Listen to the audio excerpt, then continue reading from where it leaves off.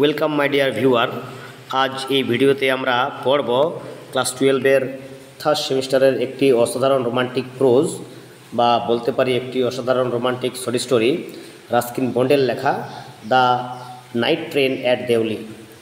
এর আগে ক্লাস 12-এর পুরনো সিলেবাসে রাস্কিন বন্ডের লেখা একটি অসাধারণ রোমান্টিক শর্ট স্টোরি ছিল দ্য আইস হ্যাবিট, কিন্তু বর্তমানে সেমিস্টার সিস্টেমে রয়েছে রাস্কিন বন্ডের লেখা একটি অসাধারণ গল্প the night train at Deoli. এর পাশাপাশি আমরা এই ভিডিওর মাধ্যমে শিখে নেব শর্ট স্টোরির মাধ্যমে কিভাবে ইংরেজি গ্রামার ও ইংরেজি ভোকাবুলারি শেখা যায়।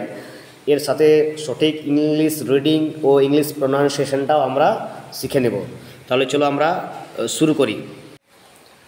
The night train at Deoli. দেখো, দেউলি একটি ছোট্ট জায়গা। দেউলিটা হচ্ছে উত্তরাখণ্ডের দেরাদুনে অবস্থিত একটি ছোট্ট শহর দেউলি, তার জন্য এখানে অ্যাট বসেছে। The night train at Deoli মানে দেউলিতে রাতের ট্রেন, Ruskin bond.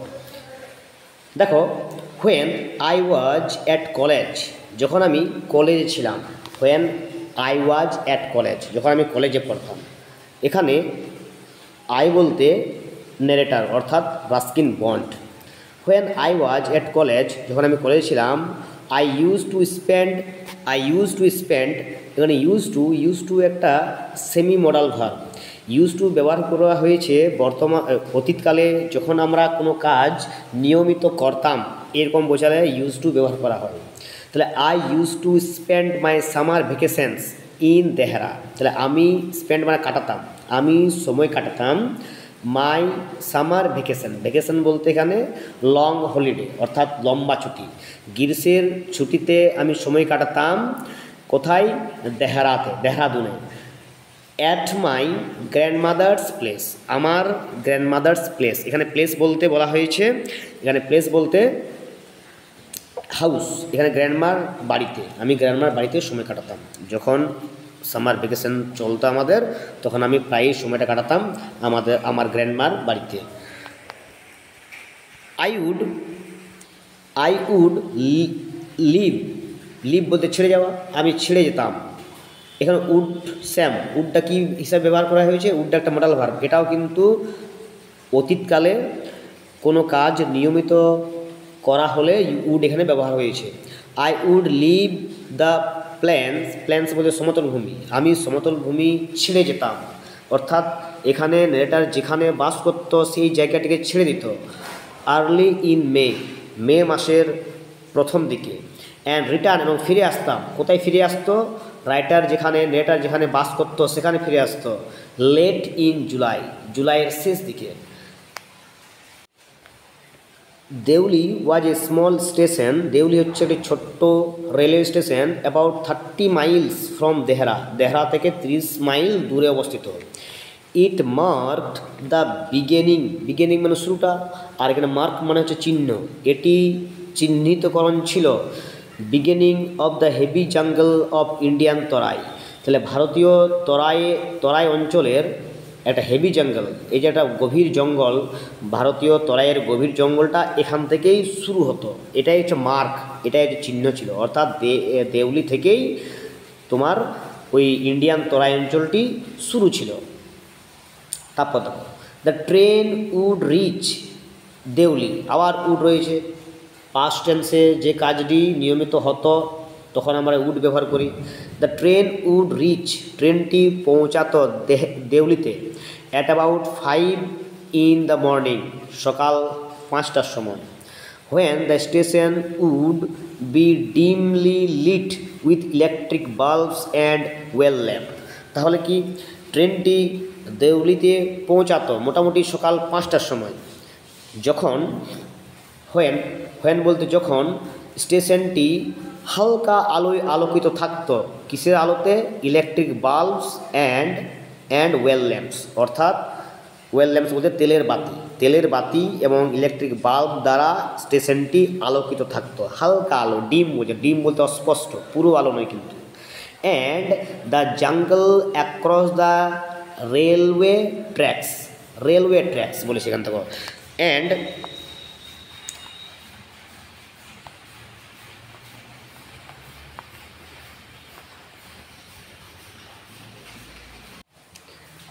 And the jungle across the railway track বলতে রেল লাইনের ফাঁকা দুটি অংশ অ্যাক্রস পাশাপাশি would just be visible in the faint light of dawn বলতে ভোরবেলা, আর ফেন্ট মানে হচ্ছে অস্পষ্ট, লাইট মানে আলো। তাহলে ভোরের অস্পষ্ট আলোতে জঙ্গলের যে দুই পাশে, রেলওয়ে ট্র্যাকের দুই পাশে যে জঙ্গল সেটি কিন্তু দেখা যেত। Deoli had only lone platform, Deoli ছিল শুধুমাত্র একটি নির্জন platform. An office of the station master, একটি স্টেশন মাস্টারের অফিস ছিল। অ্যান্ড এ ওয়েটিং রুম, এবং একটি ওয়েটিং রুম ছিল। The platform boasted a tea stall, তাহলে প্ল্যাটফর্মে কী ছিল, একটি টি স্টল ছিল, অর্থাৎ একটি চায়ের দোকান ছিল। এখানে বোস্টেড BOASTED, বোস্টেড বলতে গর্ব, মানে স্টেশনের গর্বই ছিল একটি চায়ের দোকান। এ ফ্রুট ভেন্ডার, একটি ফল বিক্রেতা। অ্যান্ড এ ফিউ স্ট্রে ডগস বলতে এখানে রাস্তার কুকুর, কিছুগুলো রাস্তার কুকুর ছিল। অর্থাৎ স্টেশনের মধ্যে মাত্র একটি স্টেশনের মাস্টারের রুম ছিল এবং একটি ওয়েটিং রুম ছিল, আর স্টেশনে ছিল একটি চা দোকান, একজন ফ্রুট ভেন্ডার এবং কিছুগুলি রাস্তার কুকুর। নট মাচ এলস, আর বেশি কিছু নয়। বিকজ, কারণ the train stopped there for only 10 minutes before rushing into the forest, অর্থাৎ ট্রেন সেখানে শুধুমাত্র 10 মিনিটের জন্য দাঁড়াতো স্টেশনে। ওই ফরেস্টে, অর্থাৎ ফরেস্ট বলতে যে তরাই অঞ্চলে ঢোকার, রাশিং মানে হচ্ছে তাড়াহুড়া করে ঢোকানো, তাড়াহুড়া করে ঢোকার আগে, ফরেস্টে ঢোকার আগে 10 মিনিট দেউলি স্টেশনে ট্রেনটি থামতো। ওয়াই ইট স্টপড অ্যাট দেউলিতে এটি থামতো কেন? আই ডোন্ট নো, আমি জানি না। কারণ এখানে লেখক একটা চিন্তা করছে যে দেউলি স্টেশনে ট্রেনটি থামেই বা কেন, কারণ সেখানে কিন্তু কেউ ওঠানামা করে না। পরের লাইনে দেওয়া আছে দেখো, নাথিং ইভেন হ্যাপেন্ড দেয়ার, সেখানে কিছুই ঘটতো না। Nobody got off the train, got off আর গট ইন, গট অফ মানে হচ্ছে নেমে যাওয়া, আর গট ইন মানে ওঠা, চড়া। তাহলে nobody got off the train, কেউ ট্রেন থেকে নামতো না।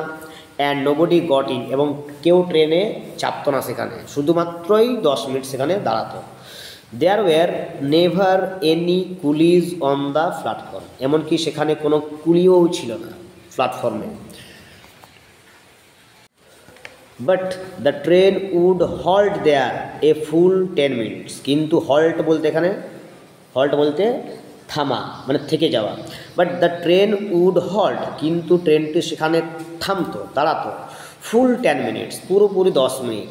And then a bell would sound, এবং তারপরে কী হতো, একটা ঘন্টা বাজতো, অর্থাৎ স্টেশন মাস্টার যে ছিল তিনি, স্টেশনের যে গার্ড তিনি কিন্তু বেল বাজাতো এবং ট্রেনটি চলে যেত। The guard would blow his whistle বলতে বাঁশি, আর ব্লো বলতে ফু দেওয়া, অর্থাৎ বাজানো। তাহলে গার্ড কী করতো, গার্ড হুইসেল বাজিয়ে দিত। And presently Deoli would be left behind and forgotten, এবং তারপরে কী হতো, দেউলি ছেড়ে ট্রেনটি চলে যেত, দেউলিকে পিছনে ফেলে ট্রেনটি চলে যেত এবং ফরগটেন, এবং ভুলে যেত। কাকে ভুলে যেত? দেউলি রেলওয়ে স্টেশনকে ভুলে যেত। I used to wonder what happened in Deoli behind the station walls. তাহলে কি, আই ইউজ টু ওন্ডার, আমি অবাক হয়ে ভাবতাম, হোয়াট হ্যাপেন ইন দেউলিতে কী ঘটতো, বিহাইন্ড দ্য স্টেশন ওয়াল, অর্থাৎ স্টেশনের দেওয়ালের পিছনে কী ঘটতো, যে ট্রেন কিন্তু থামতো অথচ কোনো প্যাসেঞ্জার উঠতো না, সেখানে নামতো না, কী ঘটতো, এটা কিন্তু আমি অবাক হয়ে যেতাম। আই অলওয়েজ ফেল্ড, আমি সবসময় আমি সবসময় দুঃখিত অনুভব করতাম for that lonely little platform, ওই ছোট্ট নির্জন একটি প্ল্যাটফর্মকে চিন্তা করে আমি সবসময় কিন্তু একটি দুঃখিত অনুভব করতাম। অ্যান্ড ফর দ্য প্লেস, এবং ওই জায়গাটির জন্য, that nobody wanted to visit, এবং ওই জায়গাটিতে কেউ কখনো ভিজিট করতো না, অর্থাৎ কেউ সেখানে সময় কাটাতো না। আই ডিসাইডেড দ্যাট, আমি সিদ্ধান্ত নিয়েছিলাম যে one day I would get off, আমি একদিন গেট অফ বলতে ট্রেন থেকে নেমে যাব, ট্রেন থেকে নেমে যাব অ্যাট দেউলি স্টেশনে। মানে কেউ সেখানে নামতো না, কেউ চড়তো না। তাই লেখক একবার ডিসাইড করেছিল যে আমি সেখানে নামব। And spend the day there, এবং সেখানে আমি দিনটি কাটাবো। Just to please the town, শুধুমাত্র ওই টাউনকে অর্থাৎ দেউলিকে খুশি করার জন্য। প্লিজ মানে হচ্ছে খুশি করা। আই ওয়াজ 18, আমার বয়স ছিল 18 বছর। ভিজিটিং মাই গ্র্যান্ডমাদার, আমি গ্র্যান্ডমাদারের কাছ দেখা করতে যাচ্ছিলাম। And the night train stopped at Deoli, এবং দেউলিতে সেই নাইট ট্রেন থেমেছিল। A girl came down the platform selling baskets, তাহলে কি হয়েছে, একটি মেয়ে প্ল্যাটফর্মে এসে ঝুড়ি বিক্রি করছিল। ঠিক আছে, তো ক্যাম ডাউন দ্য প্ল্যাটফর্ম, একটি মেয়ে প্ল্যাটফর্মে ঝুড়ি বিক্রি করছিল, সেলিং বাস্কেটস, ঝুড়ি বিক্রি করছিল। এটি ছিল এ কোল্ড মর্নিং, এটি ছিল একটি ঠান্ডার সকালবেলা। And the girl had a শাল থ্রোন অ্যাক্রস হার শোল্ডার, এবং মেয়েটির কী ছিল, একটি শাল ছিল, অর্থাৎ একটা চাদর ছিল। থ্রোন অ্যাক্রস হার শোল্ডার, এবং সেটা কী ছিল, তার কাঁধ অবধি জড়ানো ছিল। মেয়েটির কাঁধে একটি চাদর জড়ানো ছিল। হার ফিট ওয়্যার বিয়ার, তার পাগুলি ছিল ফাঁকা, এখানে বিয়ার বলতে খালি, অর্থাৎ তার কোনো জুতো ছিল না। And her clothes were old, এবং তার পোশাক ছিল একেবারেই পুরনো। But she was a young girl, কিন্তু সে ছিল একটি তরুণী মেয়ে, একেবারে তরুণ। Walking gracefully and with dignity, তাহলে গ্রেসফুলি মানে কি, গ্রেসফুলি বলতে এখানে মার্জিত ভঙ্গিতে, অ্যান্ড ডিগনিটি বলতে সসম্মানে। তিনি একেবারে মার্জিত ভঙ্গিতে এবং সসম্মানে হেঁটে আসছিল। ঠিক আছে, তো মানে এখানে বলতে চাইছে মেয়েটি গরিব হলেও একেবারে অনেস্ট ছিল, সৎ ছিল এবং সসম্মানীয় ছিল। When she came to my window, যখন সে আমার উইন্ডোর কাছে এসেছিল। সি স্টপড, সে থেমে গিয়েছিল। সি সে দেখেছিল। And I was looking at her ইন্টেন্টলি, তাহলে কী হয়েছে, সে দেখেছিল। And I was looking at her ইন্টেন্টলি, এবং আমি তাকে দেখছিলাম। ইন্টেন্টলি বলতে এখানে মনোযোগ দিয়ে বা গভীরভাবে, আমি তাকে গভীরভাবে দেখছিলাম। বাট অ্যাট ফার্স্ট, কিন্তু প্রথমেই সি প্রিটেন্ডেড মানে যে ভান করা, সে ভান করছিল নট টু নোটিস, যেন আমি তাকে দেখিনি, সে আমাকে দেখেনি, এরকম সে ভান করছিল। অর্থাৎ সেও আমাকে দেখেছে, আমিও তাকে দেখেছি, কিন্তু সে মনে করছিল যেন সে আমাকে দেখেনি। সি হ্যাড এ পেল স্কিন, তার ছিল একটি ফ্যাকাশে স্কিন, ফ্যাকাশে মুখ। সেট অফ, খোলা ছিল। By shiny black hair, set off বলতে খোলা থাকা মানে ছেড়ে দেওয়া, set off by shiny black hair and dark, এবং তার চুলগুলি ছিল একেবারে উজ্জ্বল কালো রঙের চুল, সেটা কিন্তু খোলা ছিল। ট্রাভেলড আইস, এবং তার চোখগুলি ছিল দুশ্চিন্তা ভরা একটি চোখের ঝলক ছিল। অ্যান্ড দেন দোজ আইস, এবং সেই চোখগুলি ছিল কি চোখ, সার্চিং, অনুসন্ধানকারী, সার্চে বলতে খোঁজা, অনুসন্ধানকারী চোখ ছিল। অ্যান্ড ইলোকুয়েন্ট বলতে স্পষ্টবাদী ছিল। মেট বলতে দেখা করা, এবং সে কিন্তু আমাকেই দেখছিল, আমাকেই খোঁজ করছিল। তার সেই উজ্জ্বল কালো চুল এবং দুশ্চিন্তাগ্রস্ত চোখে আমাকে সে খুঁজছিল। I stood by my window, আমি আমার জানলার কাছে দাঁড়িয়েছিলাম। ফর সাম টাইম, কিছুক্ষণের জন্য। And neither of us said anything, এবং আমরা দুজনে কেউ কিছু বললাম না। But when she moved on, যখন সে সামনে এগিয়ে গেল। আই ফাউন্ড মাইসেলফ, আমি নিজেকে পেলাম।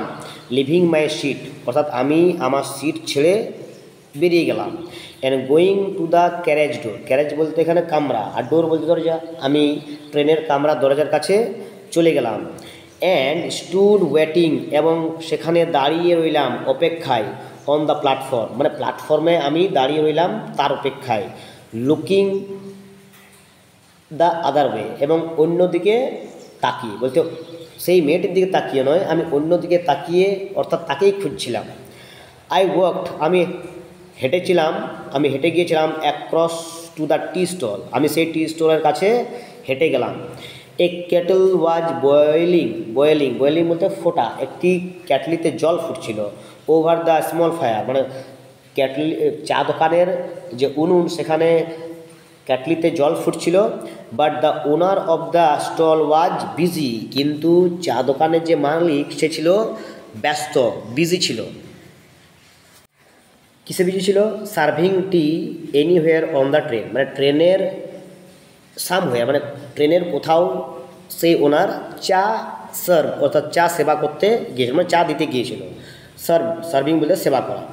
The girl followed me behind the stall, মেয়েটি আমাকে পিছন দিক থেকে ফ্লো করছিল। ফ্লো বলতে অনুসরণ করা, আমাকে মেয়েটি অনুসরণ করছিল।